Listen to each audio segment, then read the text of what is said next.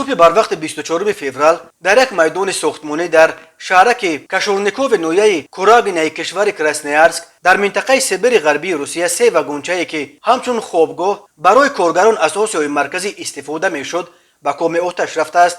در نتیجه 4 مهاجر به هلاکت رسیده، 3 نفر دیگر را با جراحات وزنین در بیمارستان بستری کردند. بنا به معلومات مقدماتی دادستانی کشور کراسنویارسک، قربانیان این سوختار زادگان تاجیکستان و ازبکستان می باشند. بنا به اطلاع ریاست وزارت حالتهای فوق‌العاده کشور کراسنویارسک، سوختار ساعت 04:53 دقیقه به وقت محلی سر شد. برای فرو نشاندن آتش 12 نفر و 6 ماشین سفربر شد. سوختار ساعت 6:45 دقیقه فرو نشانده شد. ساعت 08:09 دقیقه پورا خاموش کرده شد.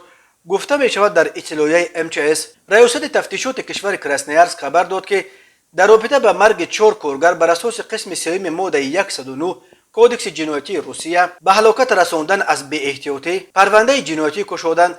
دادستانی کشور کراسنویارسک خبر داد که به تفتیش این حادثه آغاز کرده است و دادستان نویه کوراگین اندری شابانوف برای آموختن جزئیات حادثه و هماهنگ ساختن فعالیت مقامات حفظ حقوق به کاشورنیکوف رفته است. در نتیجه سوختار در خوابگاه موقت 4 شهروند خارجی به هلاکت رسیده، 3 نفر دیگر را در بیمارستان نویه کوراگین بستری کردند. گمان می رود که رسش کوتاه ناقلا و به احتیاطی با آتش سبب سوختار شده است. شهروندان هلاک شده و جراحت برداشته در شرکت ارکستون کار میکردند. این شرکت بر اساس قرارداد با شرکت ارژده روی آهن روسیه به ساختن بنا و انشاءات مشغول بود. ریاست تفتیشات کراسنویارسک خبر داد که کارگران ارکستون در شهرک کاشورنیکوف برای ارژده پایگاه تعمیری میساختند. این بار اول نیست که مهاجران کاری در روسیه قربانی سوختار میشوند.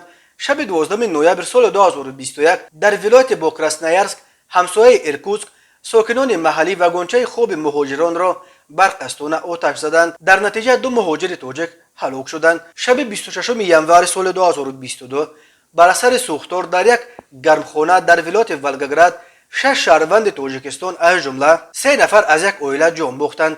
سال 2021 از روسیه به تاجیکستان جنازه های 950 مهاجر تاجیک را آوردند. هلاکت ها در جای کار و جای زیست از جمله سوختار یک سبب عمده مرگ زادگان تاجیکستان در روسیه دانسته می شود.